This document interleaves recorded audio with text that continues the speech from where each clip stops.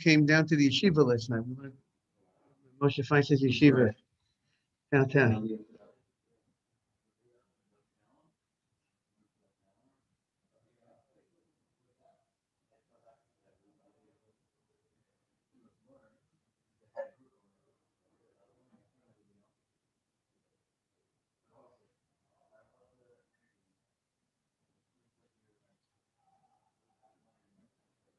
Right.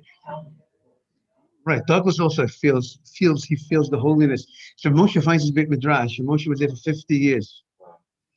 And then David Feinstein was there for the last, he was Rashiv for the last 30 something years. So the Feinstein family from 1937 have been in that yeshiva. 1937 to 1921. It's almost 100 years. So it's very holy. And some people have passed through that yeshiva.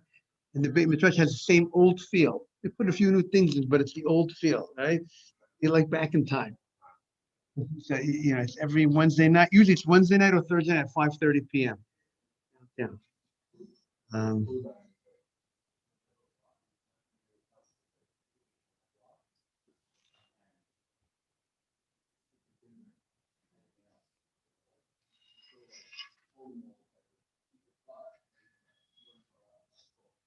Chinatown took over because the Chinese took over.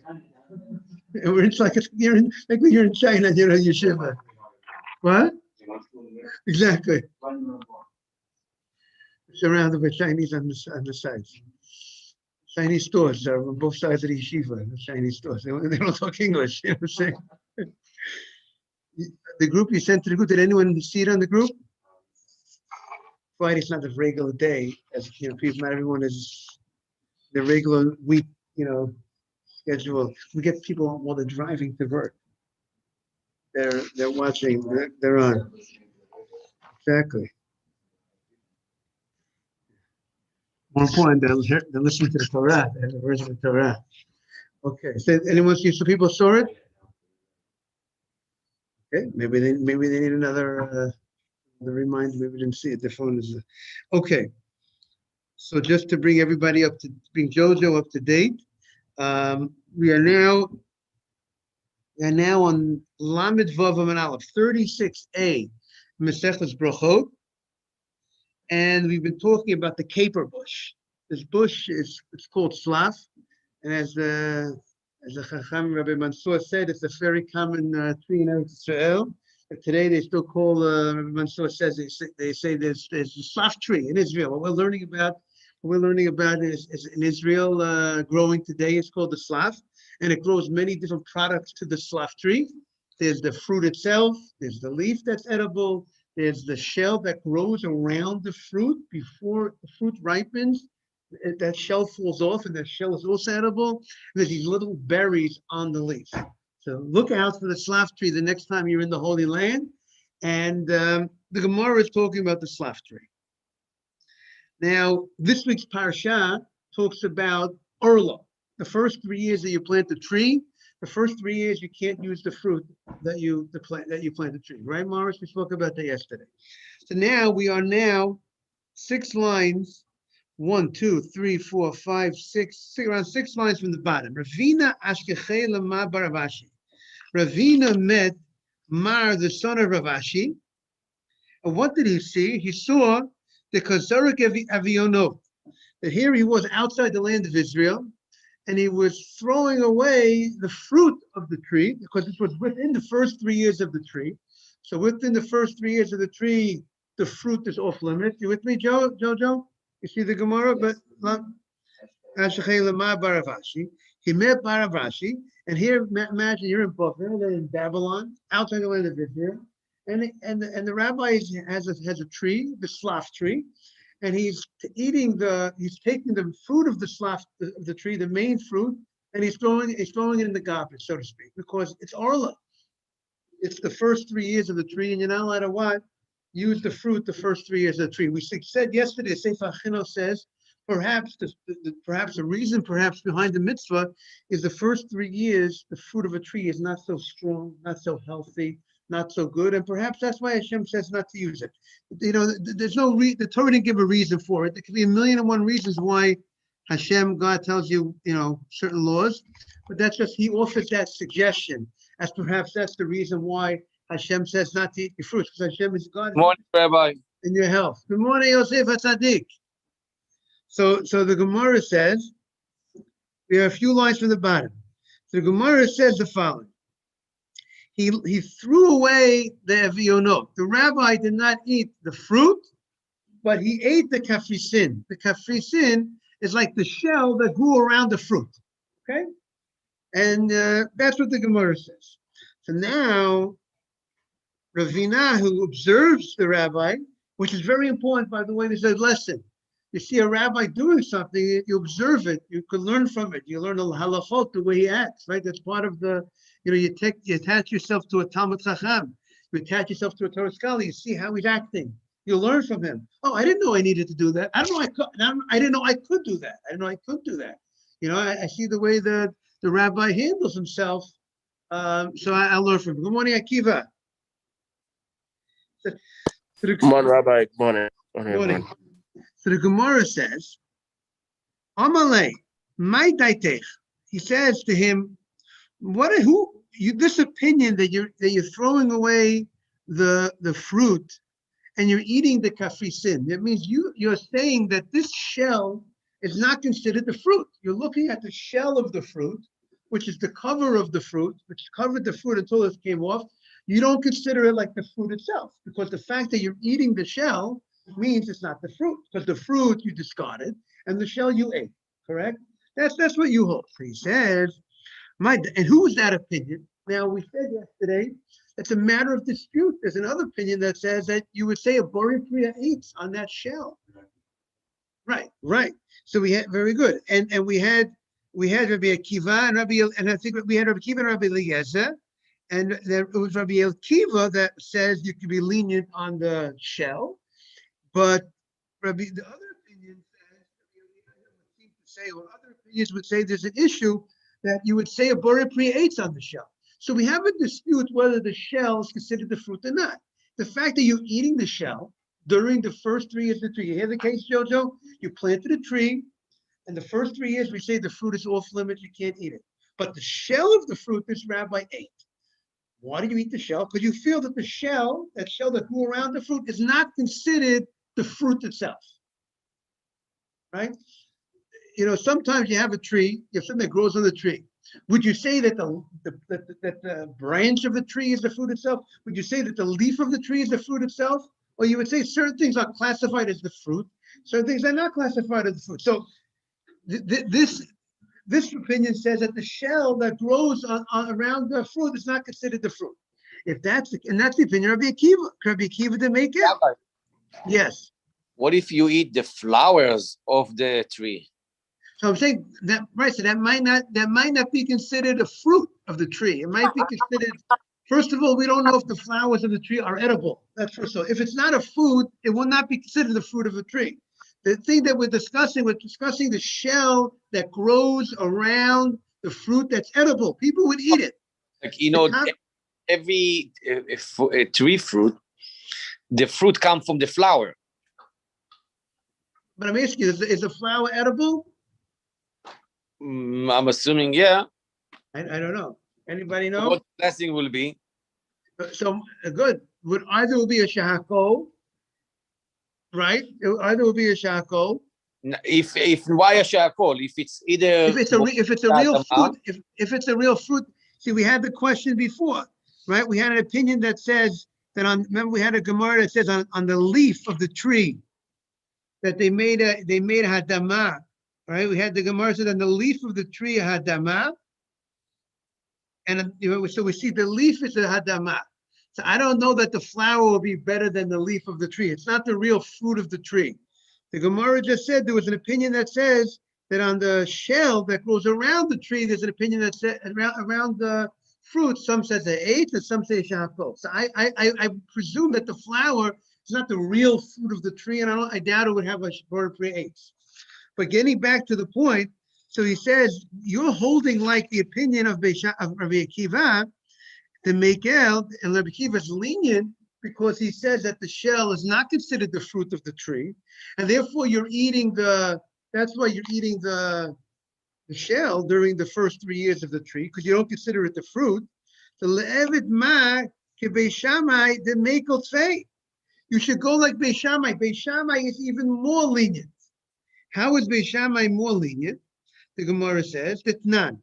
Slav, this same caper bush, this tree.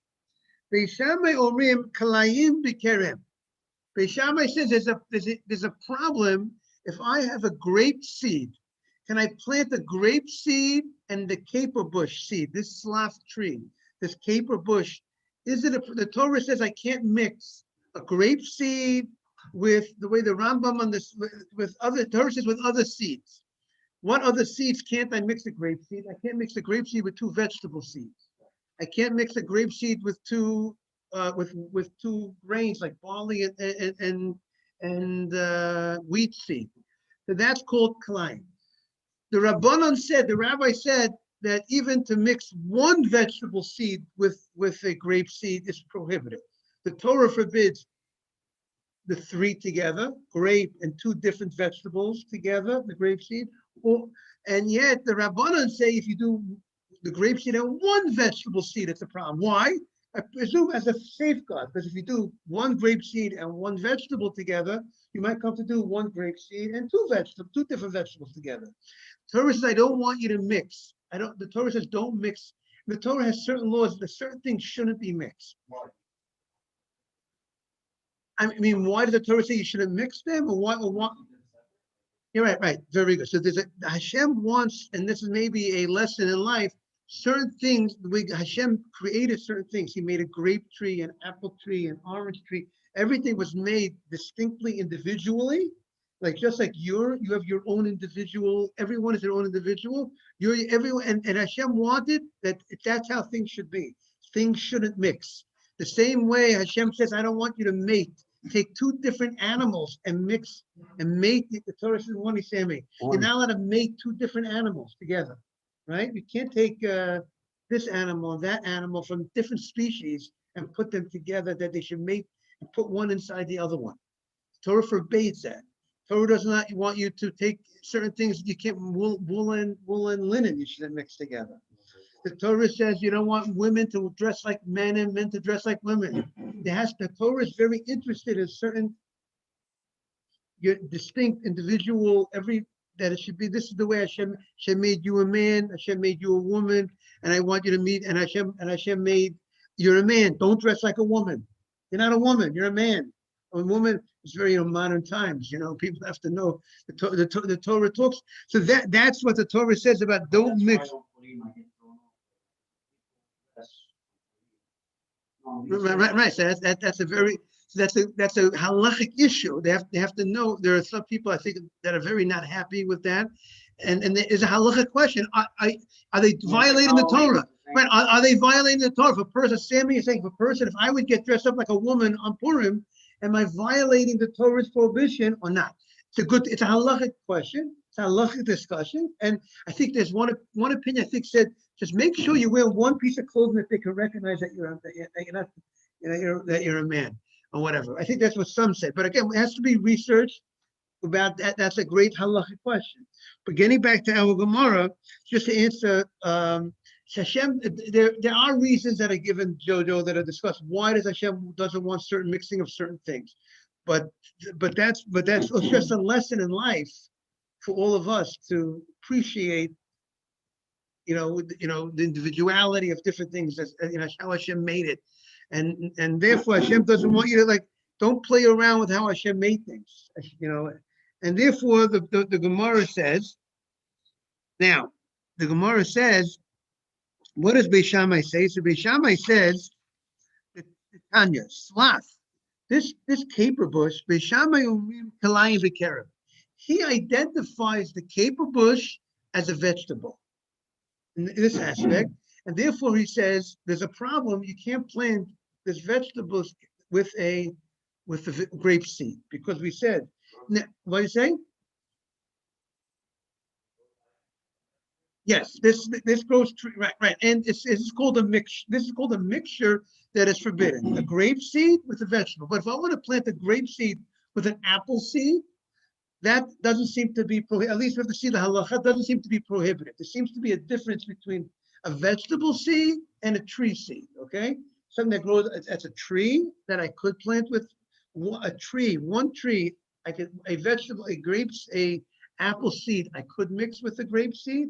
If for some reason there's a difference between a vegetable seed, I can't mix with the grape seed, okay? So Beis Shammai defines the slav. He says that Beis Shammai looks at the slav like a vegetable. He treats it as a vegetable. Now we know there are many different halachas between something that's categorized as a vegetable or that's categorized as a fruit of a tree. We know a vegetable you say abor pri adama, and a fruit you say abor pri eitz, correct? We also know that the laws of the first 3 years of the fruit of a tree you can't eat. But the first 3 years you can eat the vegetables that grow. I mean, the Torah's restriction that is referring to fruits of a tree. But something, if you plant other things, let's say tomatoes, these type of things, it would say, what'd you say?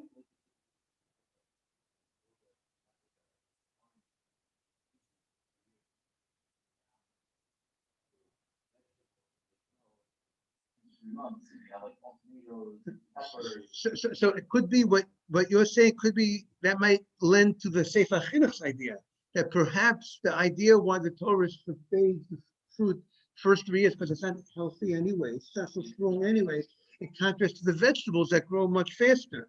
Therefore, the Torah allows you to have those vegetables the first 3 years. Maybe that will lend itself. So now the fact that Beis Shammai looks at this bush like a vegetable, so therefore the Gemara's question is, you look like a vegetable, so therefore, why are you not eating it outside the land of Israel? So therefore, if the tree is considered a vegetable, so the fruit of the tree is like a vegetable. So if it's a vegetable, it's not subject to arla. So why are you not eating why are you throwing away the fruit of the caper bush during the first 3 years? You should go like, why don't you go like Beis Shammai, be lenient like Beis Shammai, and say, meaning, because there is a question. There's a question, how do we look at this? How do we look at this tree? Is this considered a vegetable? This is considered a vegetable, considered a tree. So and you're outside the land of Israel. So Orla, outside the land of Israel, we said is rabbinic, the way Rashi's learning the Gemara. It's a rabbinic issue of a tree that's planted outside of Israel. So why don't you be lenient like Beis Shammai? Let's see what the Gemara says. Slav, Beis Shammai, omrim klayim b'kerem. Beis Shammai says slav has the status of klayim. It's like a vegetable, and therefore you cannot plant it next to a grape seed. Beis Hillel omrim ein klayim b'kerem. Beis Hillel says there's no problem. You could plant this tree together with a grape seed because there's no problem of mixing this, because it's not called a vegetable with a grape seed. It's called a tree with the grape seed. And a tree with the grape seed is not a problem. Okay. So now, now, so Beis Hillel clearly says it's considered a tree. And therefore, according to Beis Hillel, you definitely cannot eat this fruit during the Shemitah. But Beis Shammai says it's a vegetable. Now, Rabbi, yes. So you cannot mix 2 trees together? So you're asking, there's another halacha of planting. We have to look up more of the details. The Torah says there's another law, you can't mix different seeds. There's certain things that you can't mix different seeds, which we have to look at that halacha. And there's another halacha that's called klayim b'kerem, which means how they do the apple and the pear together. Very good. So we don't do it. Once it was done, see, there's a difference between a vineyard, mixing of a vineyard, and mixing of other seeds. What's one of the differences? That a vineyard, the Torah says, if the seeds of this vineyard were mixed with other seeds, like if it was mixed with different vegetable seeds or mixed with grain and barley, the produce that grows is forbidden from that grows. The produce is forbidden in benefit. However, when it comes to different seeds, if I plant different seeds, if it doesn't have the grape seed involved, whatever that case is, of mixing different seeds, it's forbidden, but the Torah did not forbade you to eat from the product that came out. That means if somebody mixed those seeds, The sin was the mixing, but not the eating. For instance, a grapefruit. A grapefruit is a grafted, is something that's just like grafting. What does a grapefruit come from? Anybody know what a grapefruit come from? It's a mix maybe of an orange and something else, right? Orange and a peach. I don't know. It's different. It's a mixing. But the Torah did not forbade. Maybe I can't graft a tree. I'm not allowed to graft. I'm not allowed to mix the things together, right? I can't take like also I can. Yes. mule, What'd you say? the animal mule. Yes, the Like animal mule. How does that? Dunk. But it comes from a mixing of two different animals, right? A mule comes from two different animals. I'm not allowed to create that. Yeah, it's a good. I'm saying maybe a person may put it together, because if it comes from two different species, I don't know if God. I'm not sure if that was if during the God created animals, did he create that animal, or was that someone that mixed the two? I'm not sure. But we're not allowed to create that mule. We're not allowed to mix those two animals together to create that third animal. So it's just Yosef. So we're talking about the status of a vineyard, which has its unique halachos. But like you said, we have to look up. There's different halachos regarding mixing other seeds, not together with the grape seed. So here we're talking about the status of the vineyard. So elu ve'elu modim chayev ba'olah. Both rabbis agree that this tree, this slaf tree, both Beis Shammai and Beis Hillel say it's subject to the laws of Orla. That means, now if you're telling me it's subject to the laws of Orla, that means Orla, we said, is only by trees, correct? The fruit of the first 3 years. So now the Gemara has a question. It seems contradictory. Beis Shammai says that it has the status of a vegetable, because he says it's a problem to plant this tree, this slaf tree, with the grape seed. So if it's a vegetable, so why does Beis Shammai say that? Why does Beis Shammai say that it's subject to Orla? Why does he say it's subject to Orla to the first 3 years? If it's a vegetable, Orla is only by a tree, right? So you see, it's interesting, right? Sometimes if you're a vegetable, you got an advantage. You're not subject to Orla. Sometimes you're a tree, you're advantage. You're not subject to the problem of mixing with the grape seed. So the Gemara says, how could you? So the Gemara, how could Armit slaf Beis Shammai over Mekayim Bekerem? You told me that slaf. Beis Shammai says it's considered a mixture.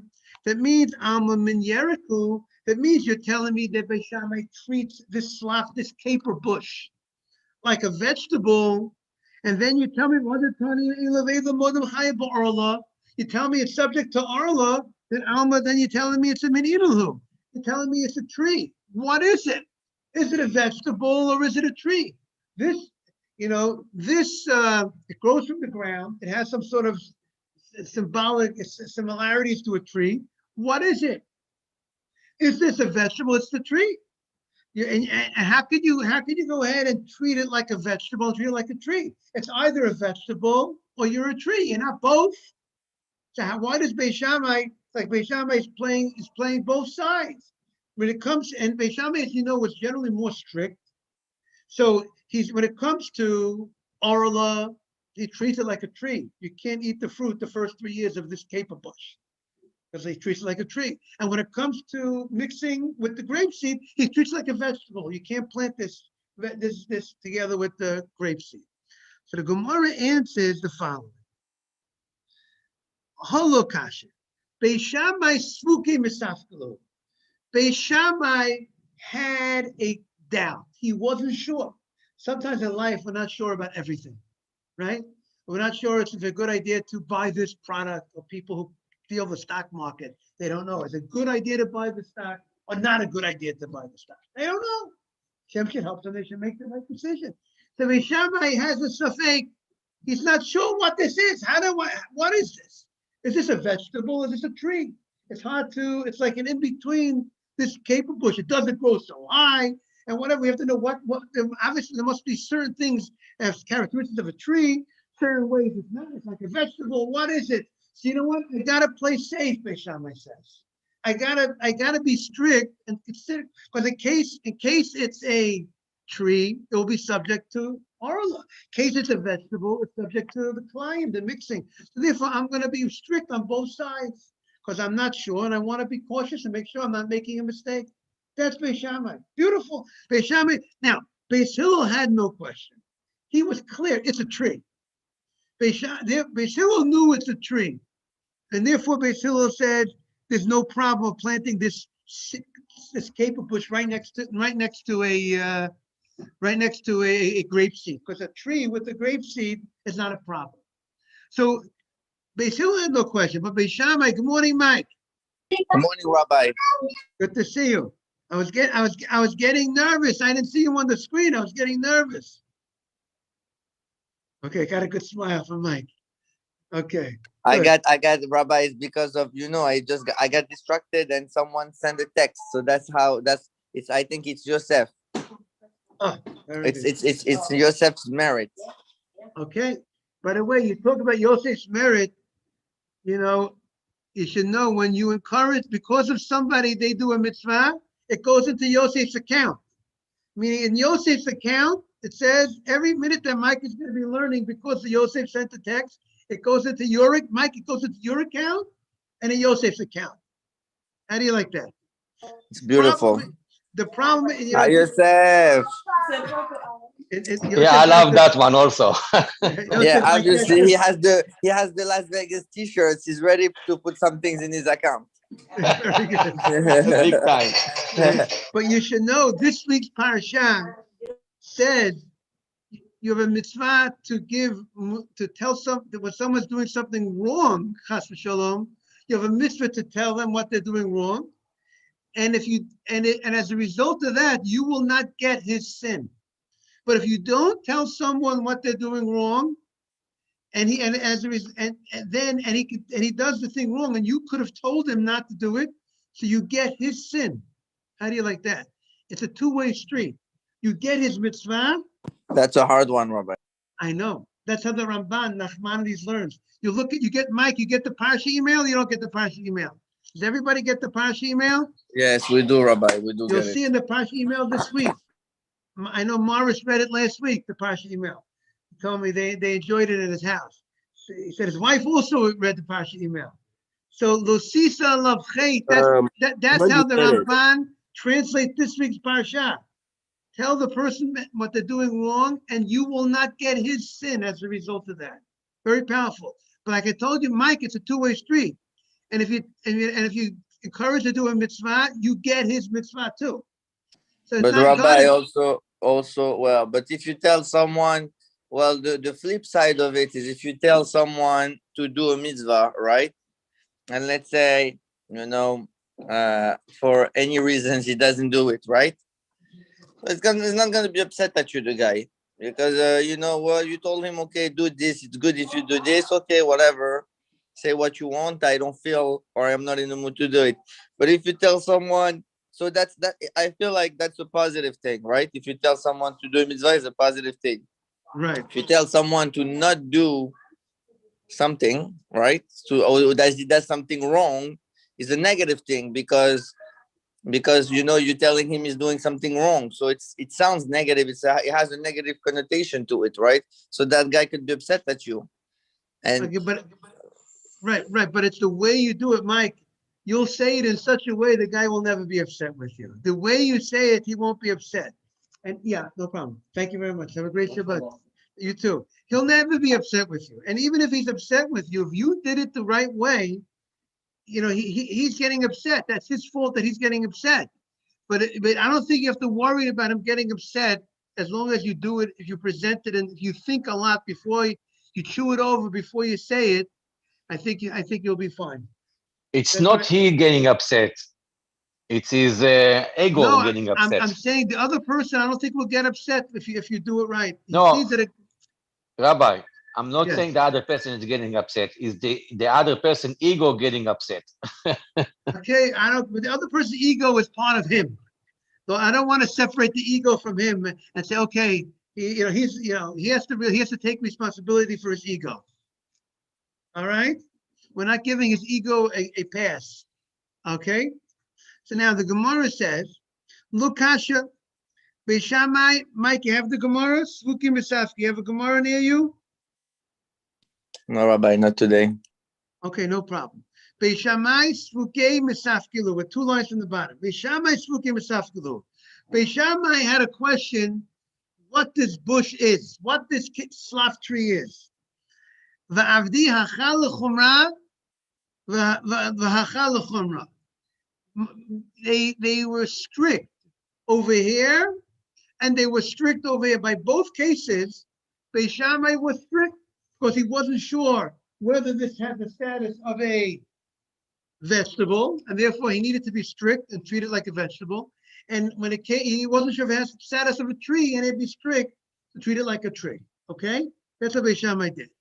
So the Gemara says, "Mikol makom," but nevertheless, at the end of the day, the Beis Shammai havile safek orla. We see clearly that slaf tree, this caper bush, according to Beis Shammai, and I mentioned before, Rabbi Mansour says they have the slaf in Israel today.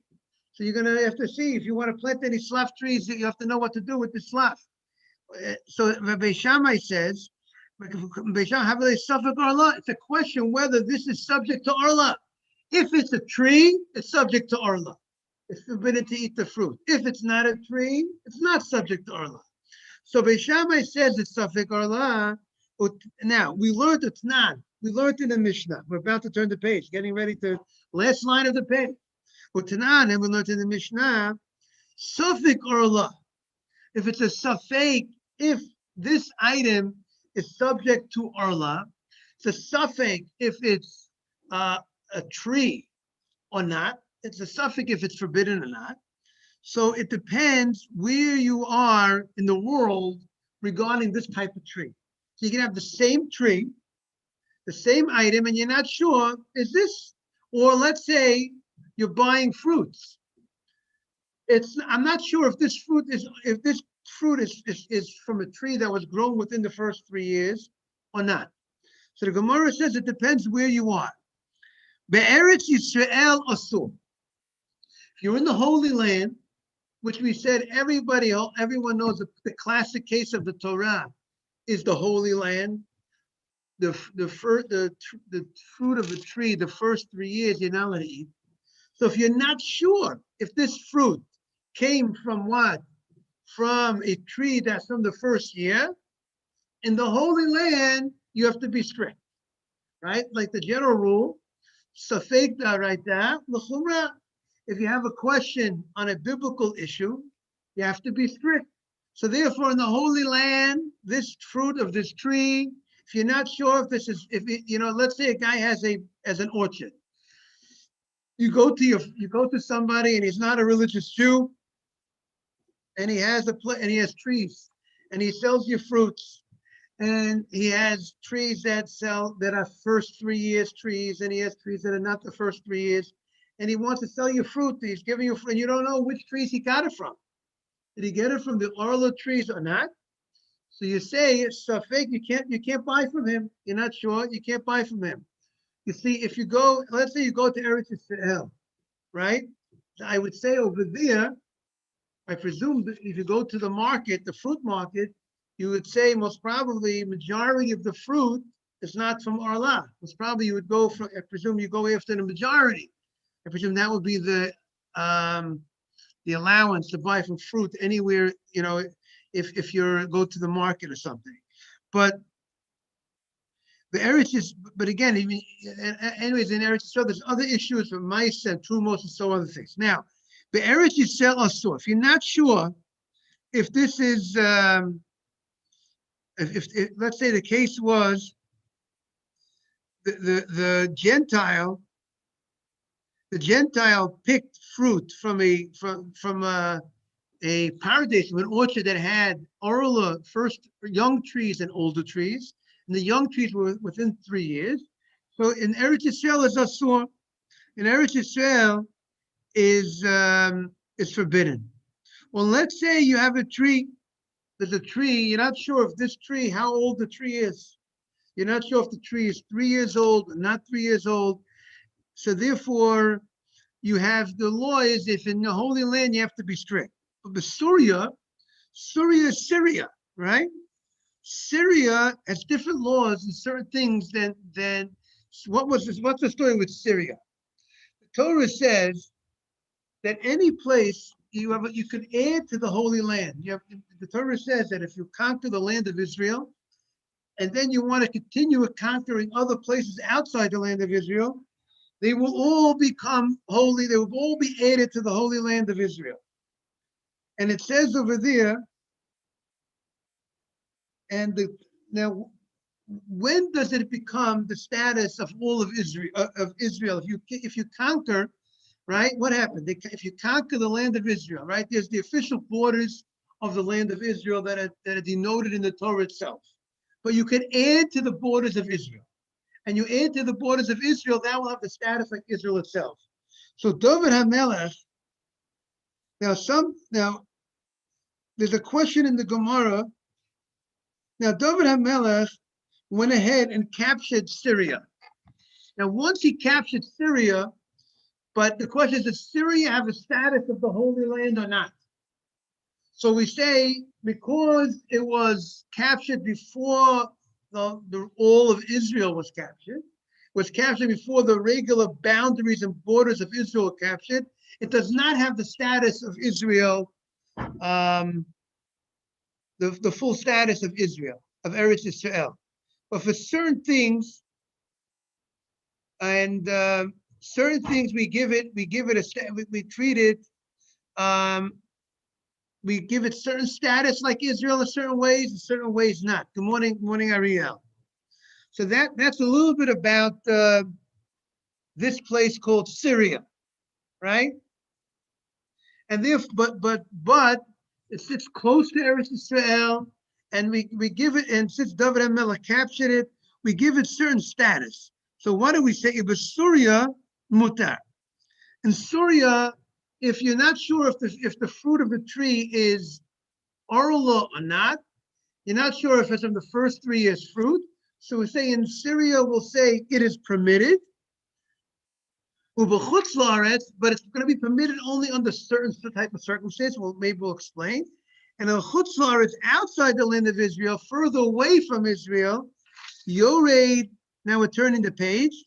Yored, you go down into the field. V'lokech peirot. Lokech, and you can buy the fruit. As long as you don't see him picking the fruit. Now, what does that mean? So, if we're going to go with the way it says in the Shulchan Aruch, and I'll read you what it says in the quote of the Shulchan Aruch. There's a little difference between the fruit of Syria, and the fruit of a place where you're not sure whether it's from the fruit of the first 3 years or not. I don't know if I mentioned properly that Ariel Maiman is here. We wanted to say hello to Ariel. So it says like this.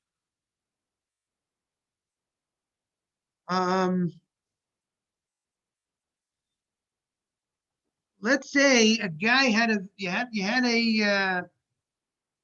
vineyard, and you had in this vineyard contained some young trees. Some trees that the fruit you're not allowed to eat because it's within 3 years. And in this vineyard, there's trees that are older trees, old and young. So if the grapes are sold outside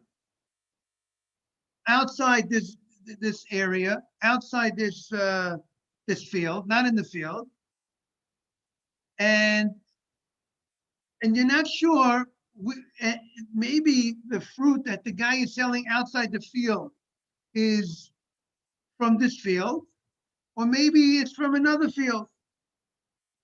So we say in Syria, it's mutar.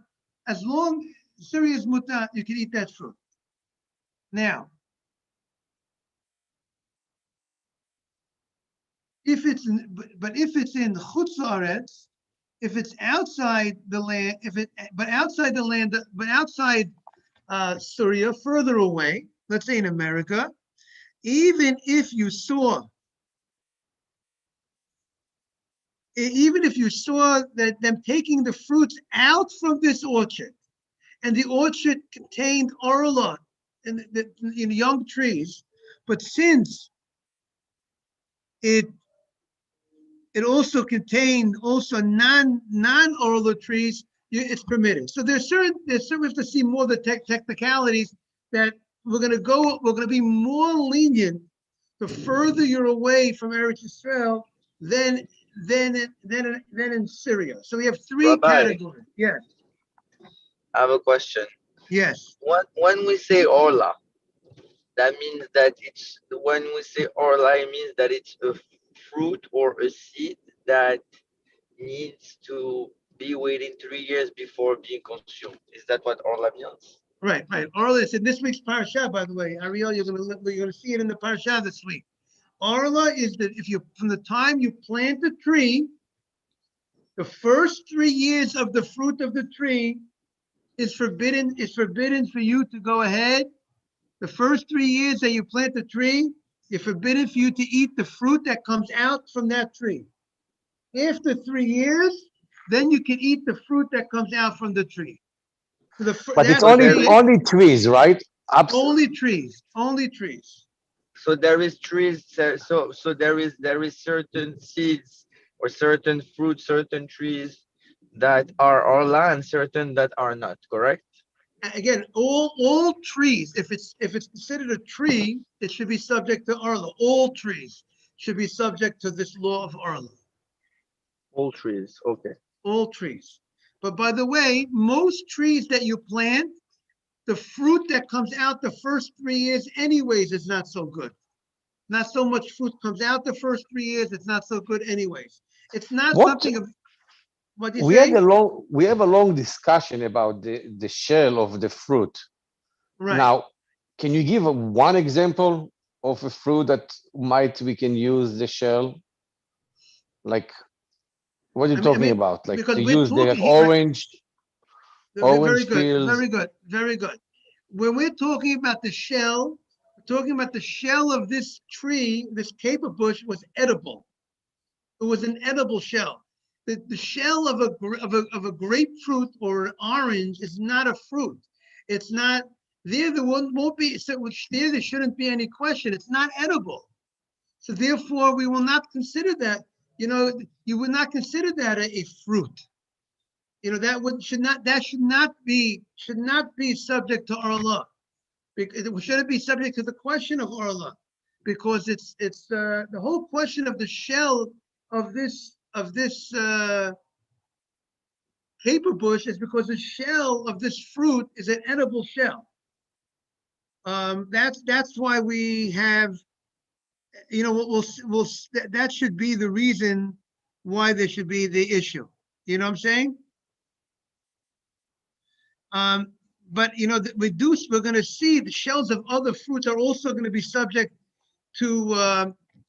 They might be subject to orla from a different reason, not because it's a food, but because sometimes something that protects. Have a great day. We're going to see the idea, Yosef, that something that protects the fruit might be the status of the fruit itself. So the shell, I want to correct myself, the shell of other fruits, it's true, it might not be a fruit. The shell is not a fruit because it's not edible, but it could be subject to orla because if you protect the fruit, you might have the status like the fruit itself. Because that's what because the Gemara is going to get into that. The Gemara is going to ask the question, why shouldn't this shell of the fruit be subject to orla because it protects the fruit? And the law is, we have a law that says that the shomer lepri, something that is a guard that guards the fruit, is subject to orla, meaning it's not the fruit itself, but it protects the fruit. And the fact that it protects the fruit has the same status of the fruit. How do you like that? It's not a fruit. You should not make a borei priya eitz on the shell that has no taste. That's not a food. It's not a fruit that you say a bracha borei priya eitz. But yet, regarding Orla, something that's the protecting of the fruit gets the status of the fruit.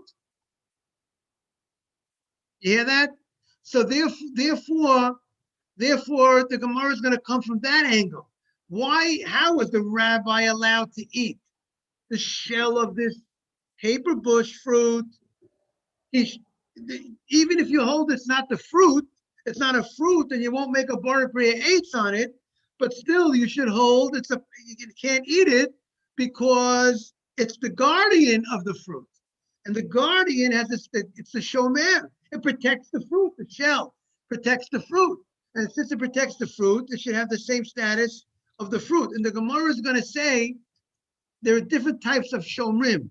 There's different types of protections, and some, depending on how long the Gemara's conclusion is going to be that if you take this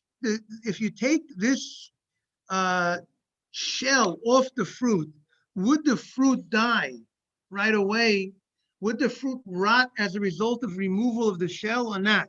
So the Gemara is going to say that if you take off the shell, the fruit will die. That's considered a real protection of the fruit. It protects the fruit and it keeps the fruit going. But if you go ahead and take off the shell, the fruit will not die. That's not called a real protection of the fruit, and that's not Aser and Orla. So that's what the Gemara is going to be at the end, the Maskana. So have a great day, Ariel. Shabbat Shalom. That's what the Gemara's end is going to be. It depends how significant you are to the fruit, if whether you'll be considered to the you'll have the status that you will you have the status of the fruit itself regarding Orla. If you're the guard, if you're the watchman, you guard the fruit in a way that if you're removed from here, the fruit is vulnerable, the fruit will ruined, then we say that's not considered a type of guard of the fruit that the Torah says that it's subject to Orla. Only the shomer, that when you remove that shell, the fruit will die. That's what the Gemara is going to conclude at the end. But the Gemara over here, that we're discussing over here, is the Gemara's question is, why is it that he threw away the fruit itself? We see that Beis Shammai has a question whether this this caper bush is a vegetable or a tree. So and we're outside the land of Israel. So outside the land of Israel, where the whole issue is rabbinic, so why shouldn't he be lenient and treat the caper bush like a vegetable and treat it like a vegetable and eat the fruit of this caper bush during the first 3 years? Because if it's a vegetable, it's not subject to Orla. That's the Gemara's question. And the Gemara answers, I just want to clarify that one point that we said before, that Suffolk Orla, we said there's 3 cases. In Israel, if you're not sure if it's Orla, you can't eat it. In America, you're not sure, you can eat it. In Syria, you also can eat it, but depending on the case of the Suffolk certain cases of Suffolk Orla will be more strict in Syria than other places. So the Gemara says, Rabbi Kiva, the Gemara answers the following. You know why he threw away the fruit? It's true that Beis Shammai is not sure whether it's a fruit or a vegetable, but Beis Shammai's opinion is against Beis Hillel. And Beis Hillel, when Beis Shammai goes against Beis Hillel, we don't treat Beis Shammai's opinion as a strong opinion at all. And therefore, even though this rabbi is lenient like Rabbi Akiva, meaning the same way he was lenient, the Gemara's question was, you were lenient like Rabbi Akiva, you were allowed to eat the shell of the fruit, and that was a leniency because you held like Rabbi Akiva. So why don't you be lenient like Beis Shammai also, and say I can go and eat the fruit itself because according to Beis Shammai, it's a question whether it's a fruit or a vegetable, and you're outside the land of Israel. So why don't you be lenient? So he says, And we know the halacha is like the mekel halacha b'chutzos k'divrei ha-mekel. We will be lenient, and it's outside the land of Israel. We should be more lenient. We said before, if you're machmir be'eretz Yisrael, if you're strict in Eretz Yisrael, with the halacha or call a make. What was the language that we said before? Sorry, if you were lenient in Eretz Yisrael, the halacha follows you outside the land of Israel. So let's so we should be lenient over here. So the Gemara says, Rabbi Akiva b'mokam Rabbi Eliezer avdina kavosei. When there's a machlukas Rabbi Akiva and Rabbi Eliezer, we follow. We have a right to follow Rabbi Akiva and be lenient like Rabbi Akiva. But Beis Shammai b'mokam Beis Hillel ain't a Mishnah. But when there's a machlokas in Beis Shammai and Beis Hillel, we don't consider Beis Shammai's opinion as a real strong opinion, and therefore we don't weigh it as if there's a safek, there's a question whether this is a vegetable or fruit, because we don't. That's Beis Shammai's question. Beis Shammai has a question. Beis Hillel has no question. Beis Hillel says this is considered a what? A fruit of a tree. Beis Hillel says there's no problem planting the slav tree with the grape seed. It's not considered a vegetable, it's considered a tree. So since Beis Hillel says it's considered a tree, so therefore, there's no problem for you to go ahead and what? Therefore, it's a tree. Therefore, it's not subject to kalayim, but there is a problem for me to eat it during the first 3 years. Why? Because Beis Hillel says it's a tree. And therefore, even though I'm outside the land of Israel, and even if we'll say Orla outside the land of Israel is rabbinic, but it's not a safek. It's not a question whether this is obligated or not. Because since Beis Hillel says it's a tree outside the land of Israel. A tree outside the land of Israel is subject to Orla. That's what the Gemara says. Now, just as a commentary over here, the rule that anybody who's lenient in the land of Israel, the law follows him outside the land of Israel, is not only because someone allows you to eat it in Israel, you can eat it outside the land of Israel. Because Beis Shammai really says that you can't eat these fruits in the land of Israel. Meaning, the problem is, the Gemara is saying, Beis Shammai says, it's not sure if it's a vegetable. Beis Shammai, be lenient like Beis Shammai and let him to eat the fruit outside the land of Israel. What do you mean? Beis Shammai in the land of Israel himself would not eat these fruit because Beis Shammai is not sure whether it's a fruit of a tree or a vegetable. So he wouldn't eat it in Israel because he's not sure and he would be strict in Israel. So what's the Gemara's question? Be lenient over here outside the land of Israel. And I thought if you're lenient in Israel, you could be lenient outside of Israel. But in Israel himself, Beis Shammai would be strict. So he says, the rule is the Divrei David, the Olam, we accept outside the land of Israel the opinion that it's lenient in the land of Israel. And since Beis Shammai is the opinion that in the land of Israel, Beis Shammai says these fruit are a safek. The land of Israel, Beis Shammai says, I am not sure how you treat these fruit. It's either a vegetable or a tree. We hold like him outside of Israel. So if he's lenient, not the bottom line that he's lenient here, meaning it's not only the bottom line if the halacha, if he holds it's permitted in Israel, that you could follow that opinion outside of Israel. Even in this case where he holds it's forbidden in the land of Israel, because it's a safek, he says in the land of Israel it's forbidden, but the idea is he's lenient that he holds it's a safek. That's the leniency. He holds it's a safek. Not like Beis Hillel that says it's a vadai, it's definitely forbidden. He holds that in the land of Israel, this caper bush is a safek, is a question. So if you're lenient, if that's a leniency, you hold it's a question. This fruit is a thing in question. It's not clearly 100% osir in the land of Israel because it's Arla. You're not sure. It's only out of doubt. So therefore, if it's a safek in the land of Israel, so therefore the rule should be if you're lenient that you hold it's a safek in the land of Israel, the leniency is that you hold that it's a safek, even if it's forbidden, but it's a safek. So therefore, outside the land of Israel, we should extend that to hold it's a safek Now this thing is called a safek outside the land of Israel, a safek in Chutz La'aretz. And since it's a safek in Chutz La'aretz, you should go ahead and be permitted to eat it. Therefore, the Gemara's conclusion is that since it's even the ruling, if you're leaning in the land of Israel, if that opinion is a strong opinion, but the opinion of Beis Shammai is not considered a strong opinion when it goes against Beis Hillel. It's as if the opinion doesn't exist to a certain extent, and therefore it's as if we don't have an opinion on record that's lenient in the land of Israel, and therefore outside of Israel, that's where you still can't eat the fruit. Okay, it's a very complicated Gemara, everybody. But hopefully everybody will review the Gemara. You're allowed to go over the Gemara, by the way, of a Shabbat. It's a very long Shabbat. You can take out an art scroll if you want and look at Lamed Vav and Beis 36b, 36a. We have a little bit more of this Gemara. It's interesting, something different. We get a little feel of, so we got into three, we got the subject of Orla, the first 3 years fruit, Klayim, mixing the seeds. And we got into Meiser, taking of Meiser.